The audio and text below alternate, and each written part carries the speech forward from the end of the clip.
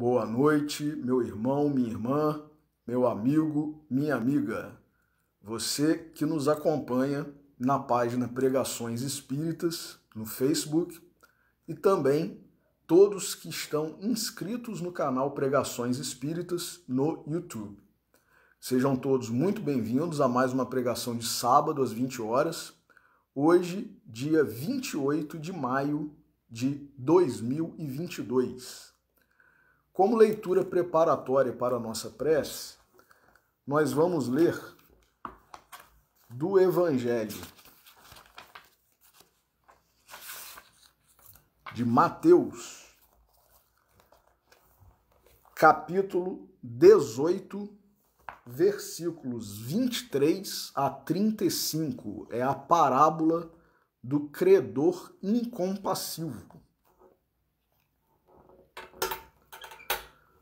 O reino dos céus é comparável a um rei que quis tomar contas aos seus servidores.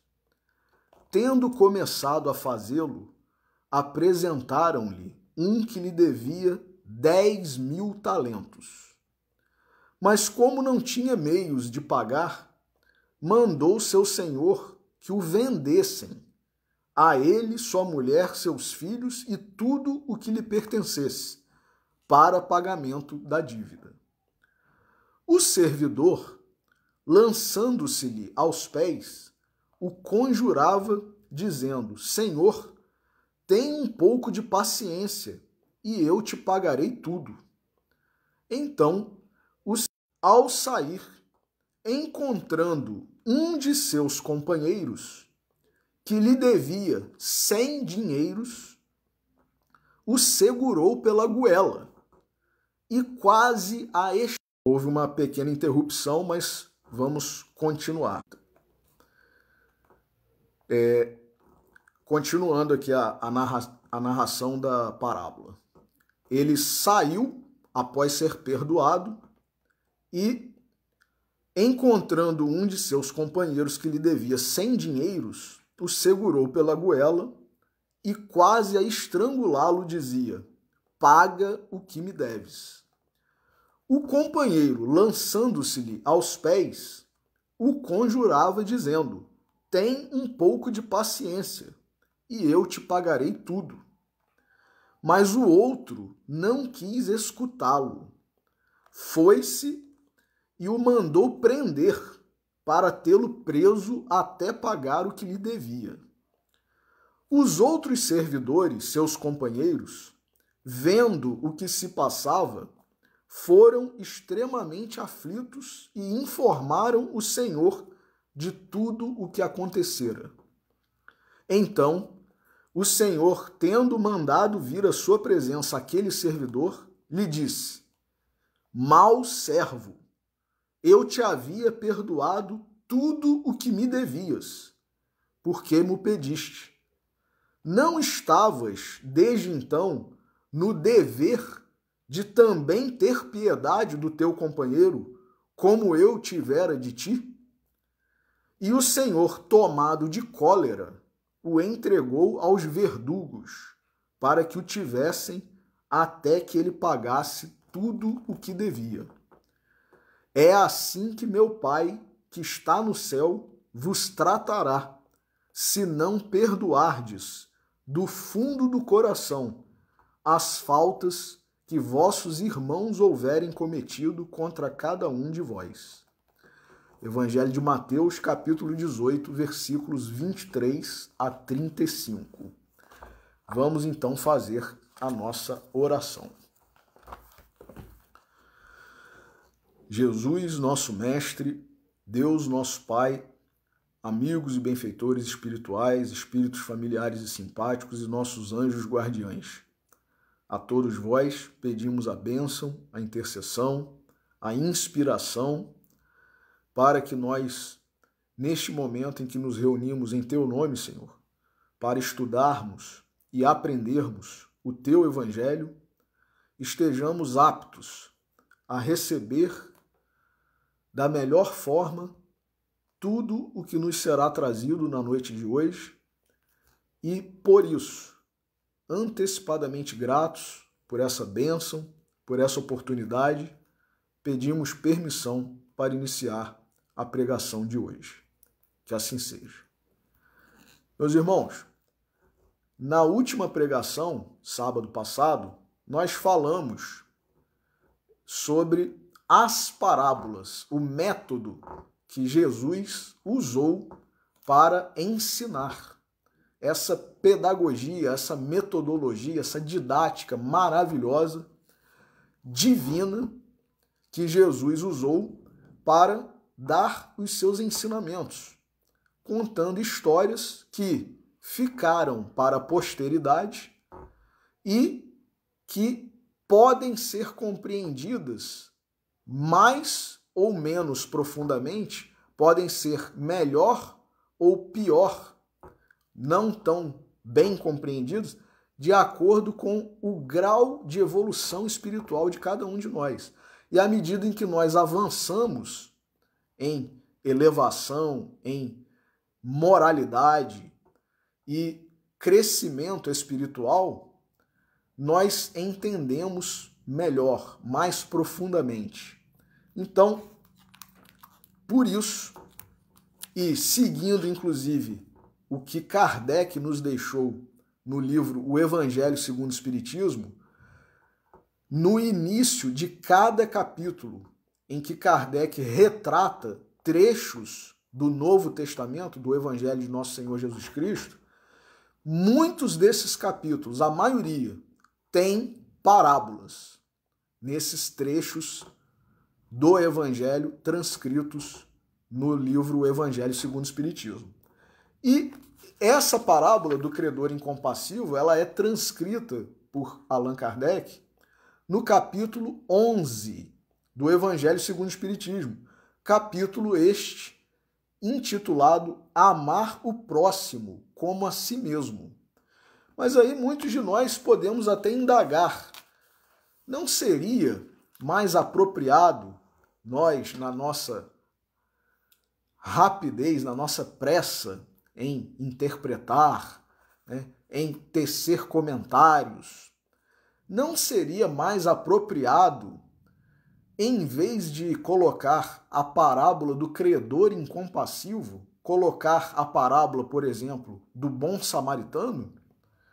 E nós veremos que não seja correto colocar a parábola do bom samaritano, porque quando Jesus foi questionado, ele diz que quando alguém perguntou a ele, né, quem é o meu próximo, ele tinha acabado de falar, né, a lei e os profetas, toda a lei, né, e os profetas estão contidos no ensinamento: amai a Deus sobre todas as coisas e ao próximo como a si mesmo.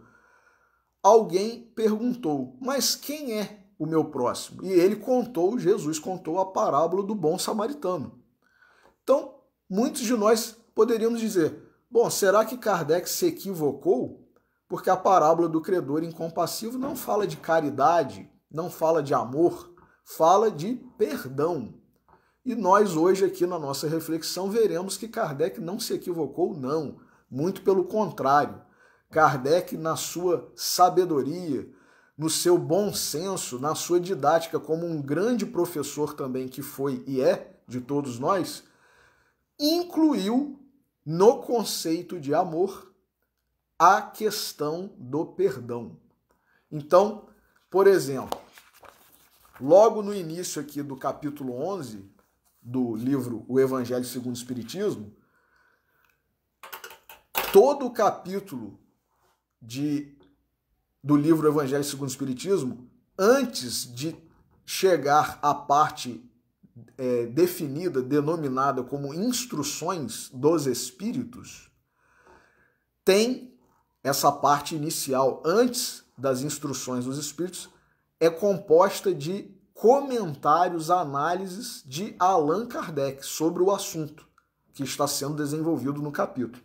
Então, por exemplo, Kardec, nesse capítulo 11, amar o próximo como a si mesmo, ele diz, amar o próximo como a si mesmo fazer pelos outros o que quereríamos que os outros fizessem por nós.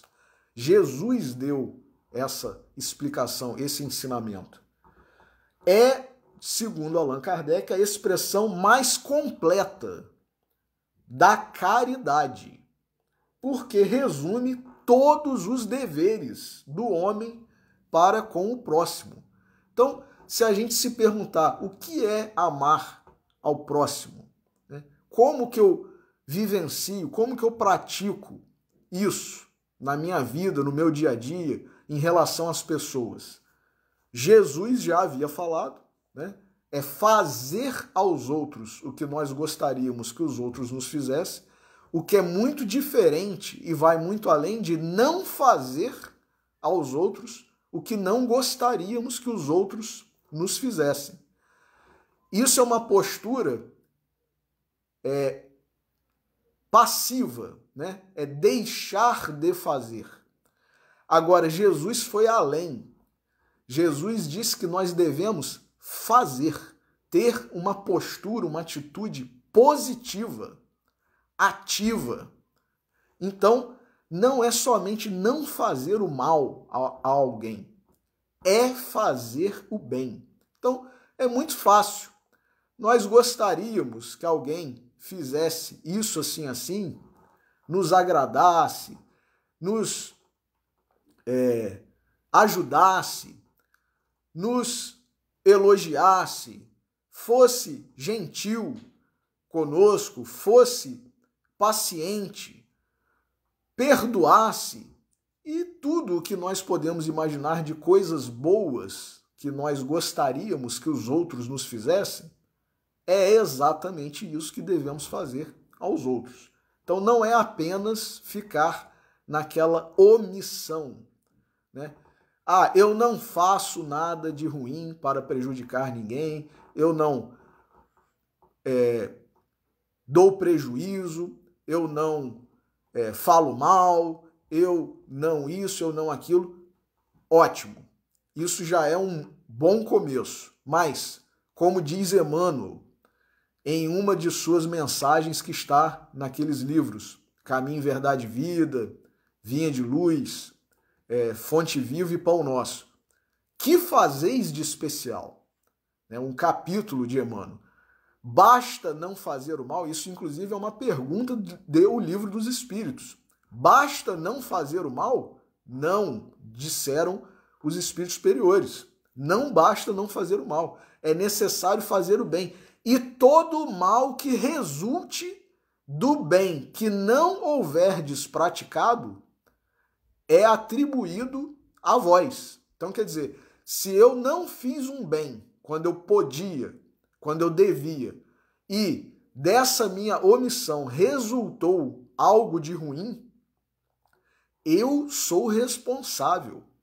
Isso é muito sério, meus irmãos, né? Embora na legislação humana, geralmente em todos os países, conste a omissão como uma conduta, no mínimo, como um ilícito civil, né? Algo que ninguém deve incorrer. Eu não ajudei, eu não socorri. Isso é, no mínimo, um ilícito civil. E muitos países prevêem isso como um ilícito penal, como crime, omissão de socorro, muitas vezes. Então, basta nós não fazermos algo ruim? Não. Até mesmo na legislação humana, os responsáveis pelas regras de conduta, pelas regras sociais, pelas regras de bem viver, que é o que está expresso nas leis, ou deveria estar, né? Que é o objetivo das leis, bem viver, conviver em sociedade com ordem, com paz. Então, se na legislação humana já se prevê esse dever, essa obrigação de nós prestarmos socorro, prestarmos ajuda, e vai mais além, né? Hoje, prestarmos, inclusive, alimentos, né? Ajuda financeira mesmo, primeiramente, em primeiro lugar, como obrigação mesmo aos nossos parentes, aos nossos familiares.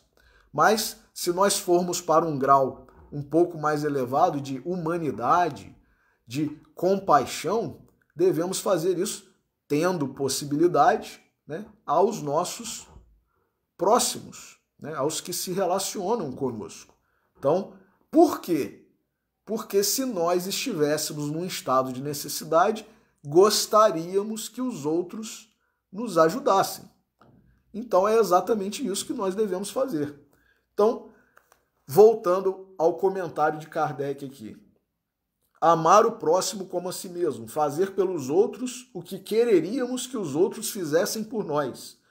É a expressão mais completa da caridade, porque resume todos os deveres do homem para com o próximo.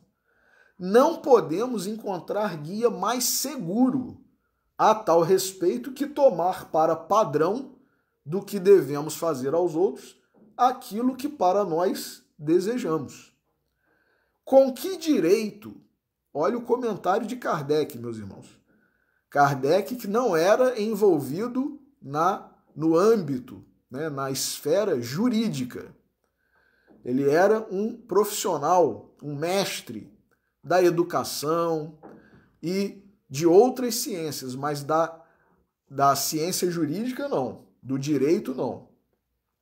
E ele diz aqui, é ele que diz, com que direito exigiríamos dos nossos semelhantes melhor proceder, mais indulgência, mais benevolência e devotamento para conosco do que os temos para com eles.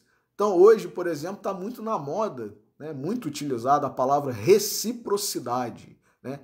Tem que ter reciprocidade em tudo. Quando a pessoa começa a namorar, né, quando ela pensa em casar, ela quer reciprocidade. Eu amo, mas eu tenho que ser amado, né? Eu vou cuidar, mas eu tenho que ser cuidado. E por aí vai. Então, é exatamente isso que Kardec está falando aqui, explicando o ensinamento de Jesus. Se você quer que todas as pessoas tenham devotamento, cuidado, paciência, indulgência e tudo, né, benevolência para consigo, que você faça isso, né? Que eu, se quero isso dos outros, faça isso para os outros. A prática dessas máximas tende à destruição do egoísmo. Quando as adotarem para a regra de conduta e para a base de suas instituições, olha aí, instituições nossas, do mundo. Quando nós adotarmos essas máximas, essas regras de conduta, como base das nossas instituições, os homens compreenderão a verdadeira fraternidade e farão que entre eles reinem a paz e a justiça.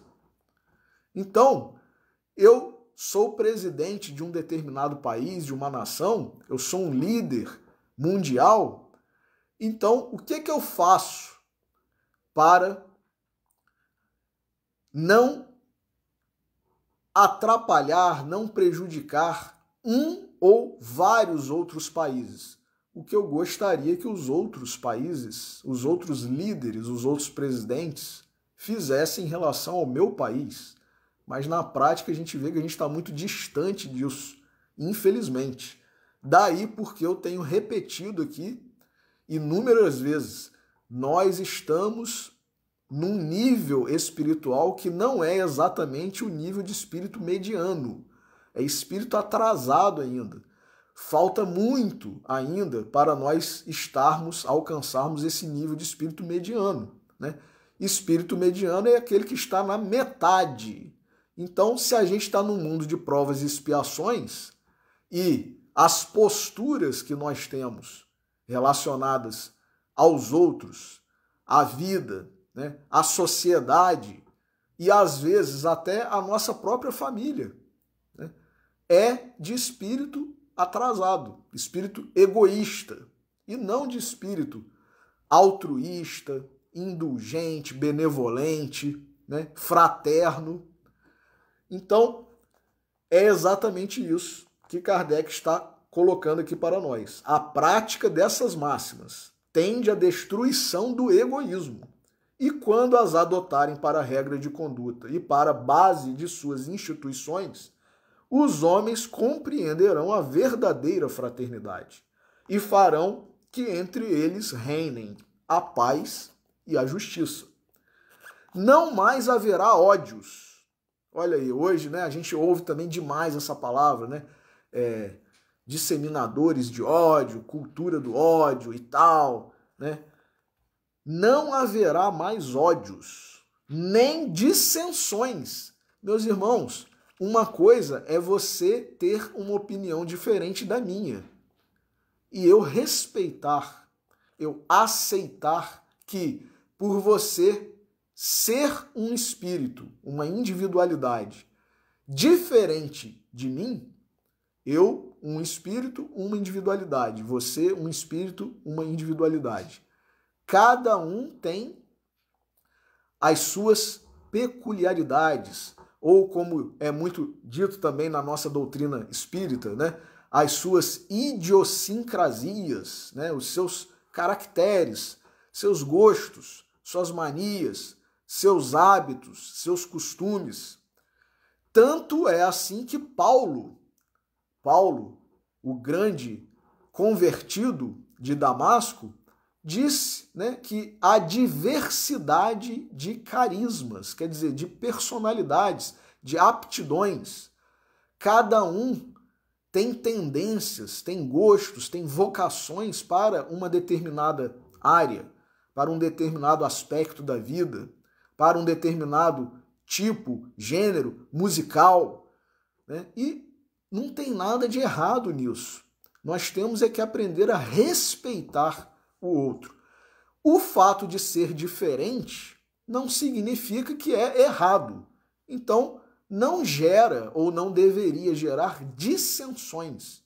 Você está de acordo com o seu gosto, com o seu costume, com a sua opção, e eu com a minha. Então, isso é normal, natural e saudável até. Agora, na medida em que o nosso egoísmo, aí sim, o nosso orgulho, a nossa soberba, a nossa intolerância, a nossa impaciência não admite que o outro pense, seja, haja de forma diferente, surgem as dissensões. E aí é exatamente o que Kardec fala aqui, terminando o item 4 que nós estamos lendo, do capítulo 11 de O Evangelho Espiritismo. O Evangelho segundo o Espiritismo. Não mais haverá ódios, nem dissensões, mas tão somente união, concórdia e benevolência mútua. Então, é um mundo que não é esse em que nós estamos hoje. É um mundo para o qual nós estamos caminhando, mas que ainda falta algo que é perceptível para nós estarmos nesse novo mundo, nesse novo nível. Aí, no item 5 e 6, Kardec faz um comentário sobre a questão do dai a César o que é de César. Ora, muitos de nós perguntaríamos, o que isso tem a ver com amar ao próximo, dar a César o que é de César? Segundo Allan Kardec, no item 6, ele diz que Jesus, após ser indagado e querendo os que haviam perguntado sobre isso, querendo colocar Jesus numa armadilha, porque das duas uma, dependendo da resposta que Jesus desse, ele estaria incitando, né, o povo, os judeus, a não pagarem o tributo que era cobrado. E caso ele falasse que era para pagar somente, o que ele estaria fazendo? Ele estaria se declarando contrário ao seu próprio povo e defendendo os romanos. Então Jesus, que é o mestre dos mestres, é a personificação, a encarnação da divindade para nós aqui na Terra, ele que representa a divindade para nós, o que ele diz?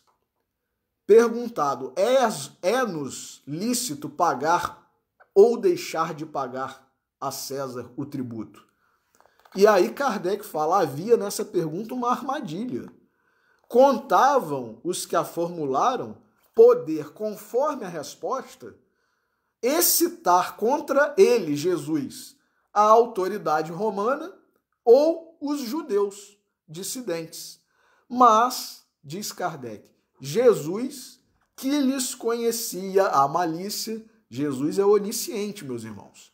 Representação da divindade, onisciente. Jesus, que lhes conhecia a malícia, contornou a dificuldade, dando-lhes uma lição de justiça.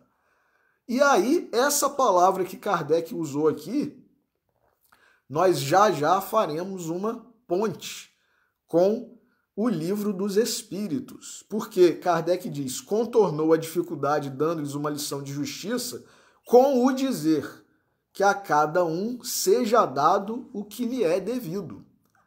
Jesus respondeu, primeiro ele mandou Pedro pescar um peixe e disse que Pedro encontraria dentro da boca daquele peixe uma moeda. Dito e feito. Olha a onisciência de Jesus se comprovando. Pedro pescou, abriu a boca do peixe e havia lá uma moeda. Ele retirou a moeda da boca do peixe e Jesus então disse, olhai esta moeda. De quem é a esfinge, né? Aquela inscrição, né? Aquele alto relevo que até hoje faz parte de muitas moedas de vários países.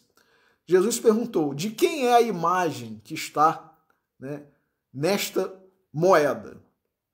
E aí, todos já sabiam, né, mas tiveram a curiosidade de olhar de forma bem atenta. E estava lá a esfinge, né, a imagem reproduzida de César, o imperador romano. E aí Jesus disse, dai a César o que é de César, e a Deus o que é de Deus. Então, Kardec diz que nisso consiste exatamente o princípio, a definição de justiça. Dar a cada um o que é seu. Olha que maravilha, meus irmãos. Jesus, naquele momento, naquele ensinamento, ele deu uma lição de justiça e aí, fazendo uma ponte com o Livro dos Espíritos, não por acaso, a última lei divina que é analisada por Allan Kardec e com inúmeras questões e respostas, que está no Livro dos Espíritos, que é o capítulo 11 também, olha que coincidência, né? O capítulo que nós estamos estudando de O Evangelho segundo o Espiritismo é o capítulo 11. E o capítulo de O Livro dos Espíritos, onde é tratada, é abordada a lei de justiça, amor e caridade, é o capítulo 11 também, da parte terceira. Então, a lei, segundo Kardec, tem o nome de lei de justiça, amor e caridade. Então a gente pode muito, né, precipitadamente ter perguntado o que isso tem a ver com amar ao próximo como a si mesmo. Ora, dar a cada um o que é seu, ou seja, viver, praticar justiça, na acepção máxima da palavra, é amar ao próximo como a si mesmo.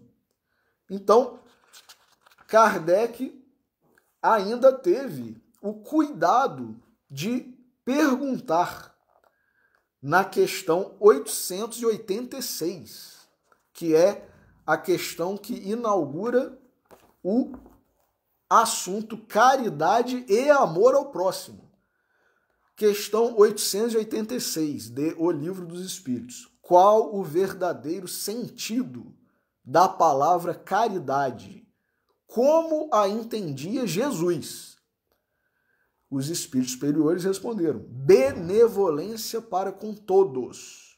Não é para com alguns, para com os que me querem bem, né? Para com os quais eu simpatizo, para os que pensam como eu penso. Não é isso. É desejar o bem. Benevolência é benevolare.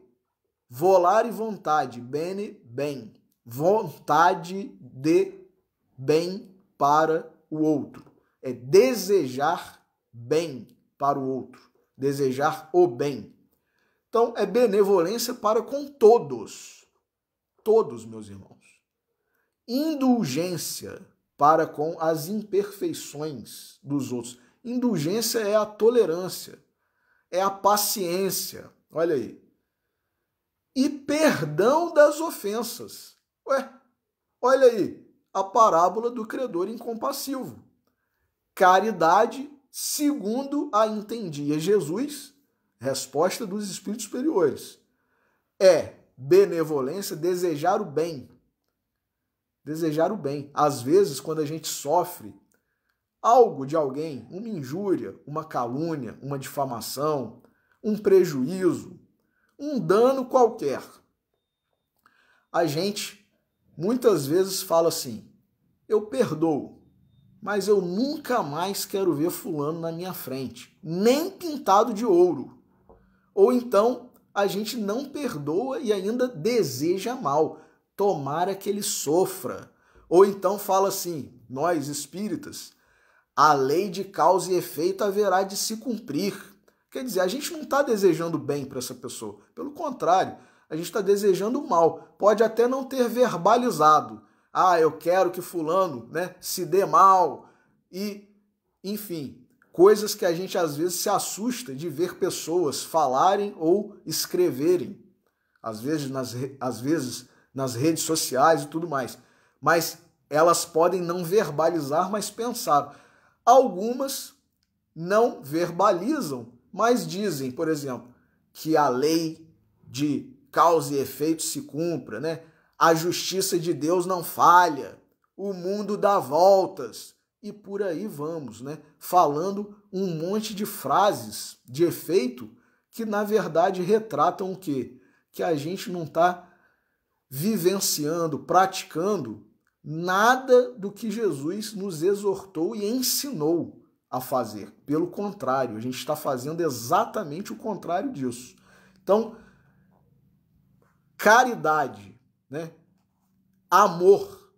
Caridade é o amor em ação, acontecendo. O que é o amor acontecendo? Que não é somente um sentimento. É benevolência para com todos, desejar o bem para todos. Indulgência, tolerância, paciência, respeito para com as imperfeições dos outros. E perdão das ofensas. É perdão de verdade, meus irmãos, não é perdão da boca para fora. É perdão que, se a pessoa aparecer na nossa frente num estado de necessidade, ou mesmo que não seja num estado de necessidade, passou por nós na rua e a gente não fingir que não viu a pessoa. Porque, tô lembrando do que você me fez, né? Eu não esqueci, não. Então, esse é o verdadeiro perdão. Ver a pessoa e cumprimentá-la, mas com sentimento de fraternidade, né? Não desejando mal a ela. Isso, sim, é o perdão. E até mesmo ajudando, se possível, né? Caso tenhamos oportunidade, possibilidade, capacidade de fazer. Então, tem uma explicação aqui após a resposta. Explicação essa dada por Kardec. O amor e a caridade são o complemento da lei de justiça. Olha aí. Pois amar o próximo é fazer-lhe todo o bem que nos seja possível e que desejaríamos nos fosse feito. Tal o sentido destas palavras de Jesus: amai-vos uns aos outros como irmãos. Embora muitas vezes nós, até em família, não nos amemos. né? Muitas vezes nós nos odiamos. Vejamos os livros de André Luiz. Mortes, assassinatos, disputas e tudo o que a gente vê no nosso dia a dia, nos filmes, nas novelas, que demonstram, né, muito pelo contrário, não amor, mas ódio, competição, rivalidade, tudo o que é contrário à caridade, ao amor, à justiça. Então, a caridade, diz Kardec, segundo Jesus, não se restringe à esmola. Olha aí. Porque muitas vezes também a gente acha que a gente está fazendo caridade dando um dinheiro para a pessoa, mas até para ela sair logo de perto da gente, para não ficar, né, batendo no vidro do carro ou não ficar importunando os nossos ouvidos com o que nós chamamos de lamúrias, lamentações e tudo o que nós falamos. Damos logo um dinheiro e, bom, agora, né, desejando, né, pensando, some daqui, desapareça, né, já fiz a minha caridade. Isso não é caridade, meus irmãos. Então, é exatamente o que Kardec está falando. A caridade, segundo Jesus, não se restringe à esmola. Abrange todas as relações em que nos achamos com os nossos semelhantes. Embora na esmola nós possamos sim fazer uma caridade, quando estamos tocados de compaixão, de piedade, né, colocando-nos no lugar daquele irmão e fazendo com ele ou com ela, com a irmã, em estado de necessidade, o que gostaríamos que fizessem conosco se estivéssemos na mesma situação. Então, pode-se fazer caridade como esmola, mas Kardec diz, não se restringe à esmola. Abrange todas as relações em que nos achamos com os nossos semelhantes, sejam eles nossos inferiores, porque é geralmente mais fácil fazer a caridade quando a pessoa está numa condição inferior à nossa, em qualquer aspecto, aspecto financeiro, aspecto cultural, aspecto social, enfim, qualquer que seja o aspecto, quando nós estamos acima da pessoa, na circunstância econômica, social, cultural, religiosa, é muito fácil fazer caridade. Agora, Kardec diz, sejam eles nossos inferiores, nossos iguais ou nossos superiores, porque a gente tem mania de achar que quem está em melhor condição, seja econômica, seja social, cultural, religiosa do que a nossa, não precisa de ajuda. Então isso é uma descaridade, é uma falta de caridade, uma falta de amor, de compaixão incrível. Porque não é pelo fato da pessoa ser rica que ela não precise de ajuda, que ela não precise de caridade, que ela não precise de amor. Não é pelo fato da pessoa ser mais culta do que a gente que ela não precise de caridade, de amor, de ajuda.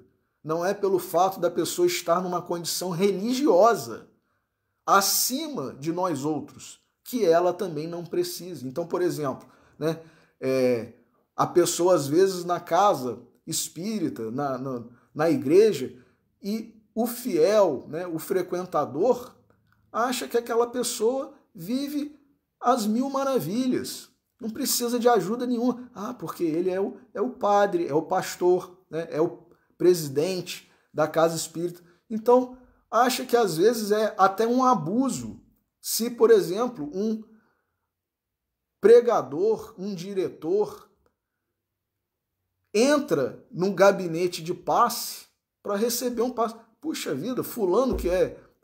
Meus irmãos, talvez naquele dia, naquele momento, naquela fase da vida, ele seja a pessoa mais necessitada.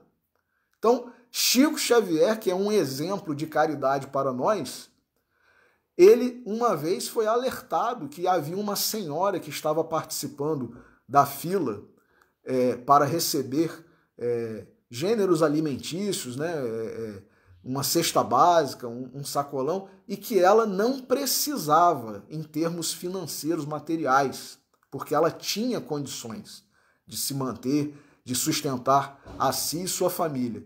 E Chico, que tinha essa mediunidade maravilhosa, né, que também dava um certo poder de algo de onisciência para ele, né, com a ajuda aí também de Emmanuel e de todos os espíritos que o acompanhavam e o ajudavam e continuam acompanhando e ajudando, ele viu, como muitas vezes, muitos de nós, pela primeira vez que fomos ter com Chico, fomos recebidos com: ô fulano, nunca havíamos falado com Chico, ninguém falou o nosso nome para ele, e ele dizia: oi fulano, falando o nome da gente, né? Ou falava às vezes um nome que nós não conhecíamos, atribuído a nós por ele, Chico. Ué, por que ele me chamou desse nome, né? Por esse nome? E aí, né, há histórias várias, né, para a gente depois contar. Mas enfim, Chico, após receber esse alerta dessa senhora, dessa mulher, que não precisava estar ali recebendo a cesta básica, né, a doação, ele, com o seu olho, né, de médium evangelizado, sério, honesto, dedicado, servidor de Jesus, ele viu que, conforme ele disse, na verdade, ela é a mais necessitada de todos. Então, muitas vezes, o fato da pessoa estar pregando, estar fazendo um culto na igreja protestante, na igreja evangélica, o padre estar proferindo a sua missa, não significa que o pregador, o pastor, o padre, o líder religioso, não precise de ajuda, de proteção, de oração, de benevolência, meus irmãos. Então, nós não podemos ser descaridosos a ponto de achar que ele está num nível tal, seja qual circunstância for, financeira, social, cultural, religiosa, o que for. Todos nós estamos num mundo de provas e expiações. Todos nós precisamos de ajuda. Todos nós precisamos de caridade. Então, é exatamente isso que Kardec está falando aqui. A caridade, segundo Jesus, não se restringe à esmola. Abrange todas as relações em que nos achamos com os nossos semelhantes, sejam eles nossos inferiores, nossos iguais ou nossos superiores. Ela nos prescreve a indulgência, porque de indulgência precisamos nós mesmos. Quem não precisa de indulgência, de tolerância, de paciência? Nós com as nossas manias, né? Com os nossos transtornos obsessivos compulsivos, né? Toque e, enfim, os consultórios de psicólogos e psiquiatras estão abarrotados de pessoas buscando ajuda, porque cada um de nós tem sua mania, tem sua neurose, tem sua paranoia, tem seu toque, e os que convivem conosco precisam de agir com indulgência, para que a convivência possa ser minimamente harmônica, pacífica. Então, se a gente exige, né, e obriga, na verdade, as pessoas a serem indulgentes com a gente, por que não sermos indulgentes também com as pessoas, né? Então, porque de indulgência precisamos nós mesmos. E nos proíbe que humilhemos os desafortunados, contrariamente ao que se costuma fazer. Então, às vezes, a gente ajuda quem está numa situação inferior, mas, né, humilha. Isso não é ajudar, meus irmãos. Isso é se livrar dessa pessoa, como nós falamos há pouco. Então, apresenta-se uma pessoa rica, olha aí, e todas as deferências lhes são dispensados. Ó, fulano chegou, né? Doutor fulano, doutora fulana. Às vezes a pessoa nem tem o título de doutor ou doutora, mas nós chamamos, né, por suposto respeito, deferência, né? Então, apresenta-se uma pessoa rica e todas as atenções e deferências lhe são dispensadas. Se for pobre, toda a gente como que entende que não precisa preocupar-se com ela. Aí já é o contrário, né, do que nós havíamos comentado agora. Às vezes, nós achamos que o rico, o culto, o líder religioso não precisa de ajuda, não precisa de nada. Ele já tem tudo. Ele é rico, ele é inteligente, ele é culto, ele é o líder da minha igreja, né? Ou o contrário. Ah, esse fulano, né? Eu nem percebi que ele estava aqui. Por quê? Porque às vezes é uma pessoa pobre, é uma pessoa que não tem o nível cultural que nós temos, ou né, que nós achamos que é o nível que merece a atenção, a deferência, né? Então, também, né, se costuma dizer, odiernamente, né, atualmente, são os invisíveis. Mas os invisíveis não são só os que estão em condições inferiores, não. Às vezes os invisíveis são os que estão em condições acima de nós outros. Então, diz Kardec, se for pobre, toda a gente como que entende que não precisa preocupar-se com ela. Então passa, às vezes, por uma repartição pública e tem lá, né, os funcionários responsáveis muitas vezes pela limpeza, o ascensorista no elevador. Passamos por essas pessoas e nem cumprimentamos. Que dirá saber nome, às vezes, né? Perguntar se está tudo bem, se interessar pela vida da pessoa, né? Perguntar se está precisando de alguma coisa. Que nada, a pessoa não é como se fosse uma máquina, né? É como se fosse um robô. Então, a gente não cumprimenta, não pergunta, não agradece pelo serviço que elas estão fazendo e, se não fossem elas, será que aquela repartição funcionaria da mesma forma? Né? Será que a nossa casa, né, ficaria limpa da mesma forma, né, sem a empregada doméstica, a faxineira? Será que a comida, né, que nós estamos comendo, eventualmente se feita por uma empregada doméstica, estaria pronta no horário, caso a empregada não estivesse ali, a cozinheira? Então a gente não valoriza, não cumprimenta, não agradece e ainda fala mais, né? Eu estou pagando. Então, quer dizer, é literalmente como se fosse um caixa eletrônico, né? Você faz a sua parte e o caixa eletrônico faz a parte que a máquina tem que fazer, esquecendo-nos que são pessoas como nós outros, né?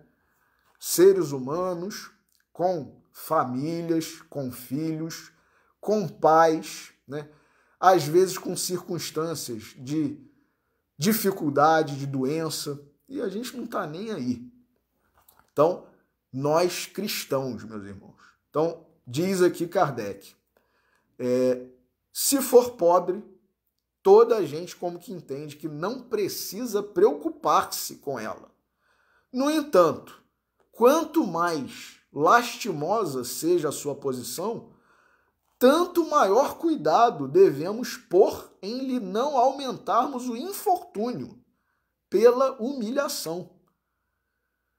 O homem verdadeiramente bom procura elevar aos seus próprios olhos aquele que lhe é inferior, diminuindo a distância que os separa. Então, muitas vezes a gente até faz uma caridade, mas humilha, né? Dá lição de moral na pessoa. Ó, eu vou te ajudar, mas, né? Ou exige gratidão, exige fidelidade. Ó, que eu fiz isso para você, hein? Agora você vai fazer isso comigo? Vai virar as costas? Vai me abandonar? Então quer dizer, isso não é ajuda, não é caridade, pelo contrário, né? É interesse. E então a gente tem a comprovação aqui, tanto com a resposta da pergunta 886, quanto com o comentário de Allan Kardec, comprovação de que amar ao próximo como a si mesmo é sim, né, praticar a lei de justiça, de amor e de caridade. Ter benevolência, indulgência e perdão. Então, continua aqui o capítulo 11 do livro O Evangelho segundo o Espiritismo, agora na parte de instrução dos espíritos. A mensagem primeira, que é de Lázaro, fala o seguinte: a lei de amor. O amor resume a doutrina de Jesus inteira, visto que esse é o sentimento por excelência. E os sentimentos são os instintos elevados à altura do progresso feito. Olha que maravilha, meus irmãos. À medida que nós evoluímos, progredimos, crescemos espiritualmente, nós vamos nos aproximando mais do sentimento puro, verdadeiro, e nos afastando do instinto. E aí, ele mesmo, Lázaro, né, diz, em sua origem, recém-criado, né, o homem só tem instintos. Quando mais avançado e corrompido, só tem sensações. Quando instruído e depurado, tem sentimentos. E o ponto delicado do sentimento é o amor. Não o amor no sentido vulgar do termo, que a gente usa também, né, a palavra amor com outras conotações, né? Então, o Lázaro está dizendo aqui, não é o sentido vulgar do termo, mas esse sol interior que condensa e reúne em seu ardente foco todas as aspirações e todas as revelações sobre-humanas. A lei do amor substitui a personalidade, quer dizer, olha aí, a individualidade pela fusão dos seres. Olha que maravilha. Extingue as misérias sociais. Ditoso aquele que, ultrapassando a sua humanidade, ama com amplo amor os seus irmãos em sofrimento. Ditoso aquele que ama, pois não conhece a miséria da alma nem a do corpo. Tem ligeiros os pés e vive como que transportado fora de si mesmo. Quando Jesus pronunciou a divina palavra amor, os povos sobressaltaram-se e os mártires, ébrios de esperança, desceram ao circo. Então, quando a gente alcança o significado real, entende, compreende, sente, a gente passa para um nível espiritual que está muito além desse em que nós estamos. É o nível, como disse aqui Lázaro, né, dos mártires, que se entregavam para serem mortos, sacrificados em nome de Jesus. Né? É uma Joana de Cusa, é um Estevão e tantos outros, né, que se entregaram pacificamente, serenamente, cantando e, digamos mais, alegremente, porque sabiam e confiavam, como disse Paulo, eu sei que em quem tenho crido, né? E que ele é poderoso para guardar o meu depósito. Olha que maravilha, meu irmão. É um Paulo, né? São os apóstolos, né, que não tiveram medo de serem mortos. Então, o nível de amor, né, real, verdadeiro, puro, faz com que nós alcancemos, né, essa serenidade, essa calma, essa tranquilidade, essa certeza, essa fé. Então, depois, numa outra mensagem que agora é de... é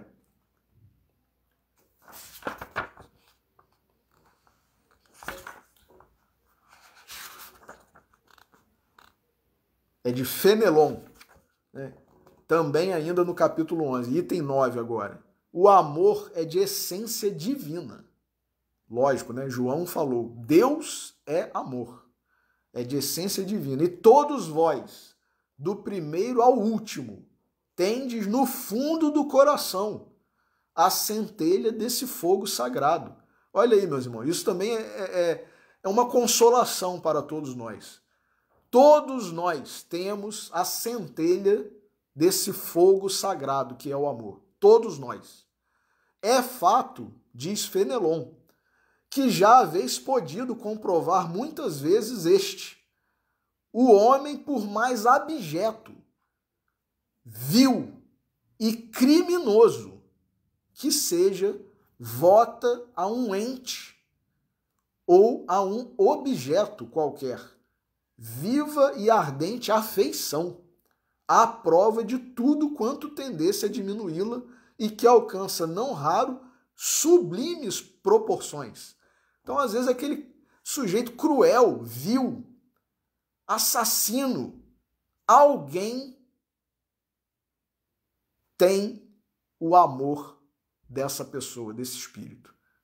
É uma mãe, é um pai, é um filho, é uma filha, é a esposa, ou, né, se for uma mulher criminosa, é o marido, ou até, diz aqui Fenelon, há um ente ou um objeto qualquer, disse eu, porque há entre vós indivíduos que com o coração a transbordar de amor despendem tesouros desse sentimento com animais.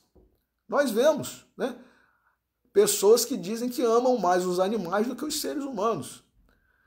Então, há algo de errado nisso? Não sei, né? Porque nós decepcionamos tanto, né? Nós nos decepcionamos e decepcionamos os outros, né? Que às vezes o animal, com a sua fidelidade, né, com a forma, ainda que meio instintiva, de expressar o seu amor, nos cativa, nos aproxima mais deles do que nós mesmos, seres humanos, né? Então, Fenelon já havia destacado isso aqui, né?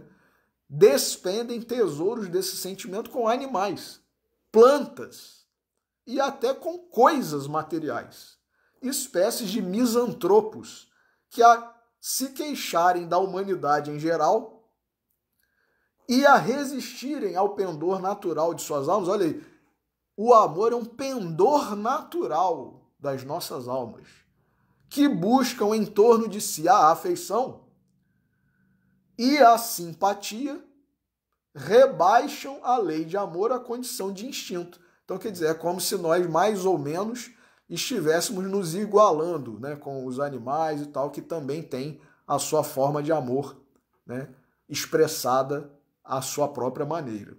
Então, entretanto, diz Fenelon, por mais que façam, não logram sufocar o germe vivaz que Deus lhes depositou nos corações ao criá-los.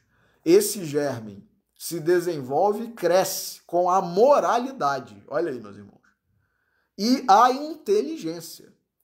E, embora comprimido a miúde pelo egoísmo, torna-se a fonte das santas e doces virtudes, que geram as afeições sinceras e duráveis e ajudam a criatura a transpor o caminho escarpado e árido da existência humana. Então, às vezes, é o animalzinho mesmo de estimação que a pessoa, por ser amargurada com a vida, né, triste, decepcionada, resolve viver sozinha, mas com o seu cachorrinho, com o seu gatinho, né? E, às vezes, aquele animal, ou com a sua planta, enfim, né, proporciona um retorno, a reciprocidade aí de novo, né?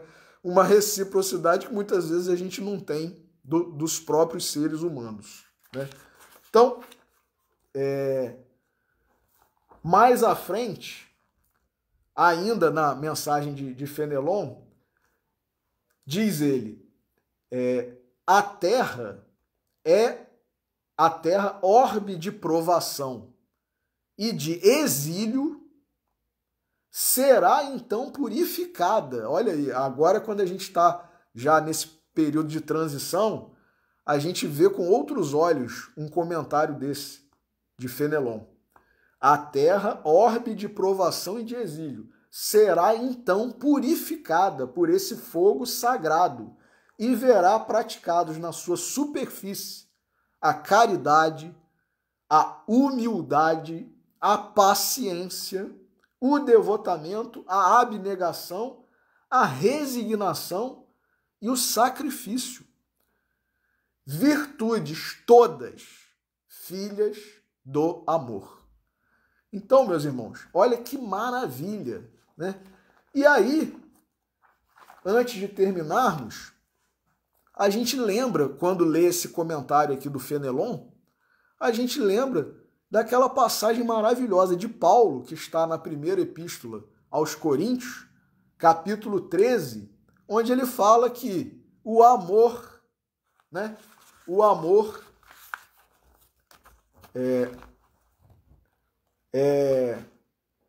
cadê? O amor é paciente, olha aí.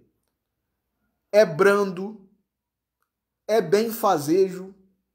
O amor não é injubiloso, não é temerário, não é precipitado, não se enche de orgulho, não é desdenhoso, não cuida de seus interesses, não se agasta nem se azeda com coisa alguma, não suspeita mal, não se rejubila com a injustiça, mas se rejubila com a verdade. Tudo suporta, tudo crê, tudo espera, tudo sofre. Meus irmãos, é o que Fenelon acabou de comentar no que nós lemos. Então, esses espíritos maravilhosos que estão a nos ajudar há milênios são esse uníssono de intérpretes da lei de Deus, dos ensinamentos, do Evangelho de Jesus. E então, por isso, nós vamos ler, para terminar a nossa pregação de hoje, o capítulo 20 do livro Caminho, Verdade e Vida, de Emmanuel, psicografado por Chico Xavier, que comenta o versículo 33 do Evangelho, do capítulo 18 do Evangelho de Mateus, que diz: não devias tu igualmente ter compaixão do teu companheiro, como eu também tive misericórdia de ti? Que foi a pergunta que o Senhor fez na parábola ao credor incompassivo. O companheiro. Em qualquer parte, não pode o homem agir isoladamente, tratando-se da obra de Deus, que se aperfeiçoa em todos os lugares. O Pai estabeleceu a cooperação como princípio dos mais nobres, no centro das leis que regem a vida. No recanto mais humilde, encontrarás um companheiro de esforço. Em casa, ele pode chamar-se pai ou filho. No caminho, pode denominar-se amigo ou camarada de ideal. No fundo, há um só Pai, que é Deus, e uma grande família que se compõe de irmãos. Se o Eterno encaminhou ao teu ambiente um companheiro menos desejável, tem compaixão e ensina sempre. Eleva os que te rodeiam. Santifica os laços que Jesus promoveu a bem de tua alma e de todos os que te cercam. Se a tarefa apresenta obstáculos, lembra-te das inúmeras vezes em que o Cristo já aplicou misericórdia ao teu espírito. Isso atenua as sombras do coração. Jesus disse, né, na oração do Pai Nosso: perdoa as nossas dívidas, assim como nós perdoamos aos nossos devedores. Então, se a tarefa apresenta obstáculos, lembra-te das inúmeras vezes em que o Cristo já aplicou misericórdia ao teu espírito. Isso atenua as sombras do coração. Observa em cada companheiro de luta ou do dia uma bênção e uma oportunidade de atender ao programa divino acerca de tua existência. Há dificuldades e percalços, incompreensões e desentendimentos? Usa a misericórdia que Jesus já usou contigo, dando-te nova ocasião de santificar e de aprender. Meus irmãos, que maravilha, né?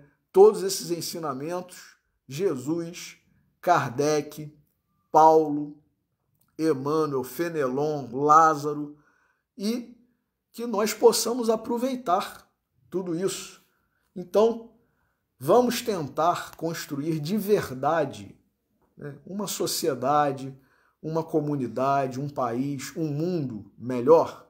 Vamos tentar aplicar de verdade a lei de justiça, de amor e de caridade. É um convite que fica para todos nós e agradecemos então mais uma vez a Deus, né, pela oportunidade, a Jesus, a todos os espíritos, né, os que nos auxiliam, nos protegem, e pedimos também permissão para encerrar a reflexão de hoje, rogando, né, e desejando, né, que todos nós tenhamos um final de sábado de paz, de alegria, um domingo também, e uma semana produtiva, reflexiva e de muito amor, de muita caridade. Então, que Deus nos abençoe a todos. Uma boa noite. Mais uma vez agradeço pela audiência, pela assistência.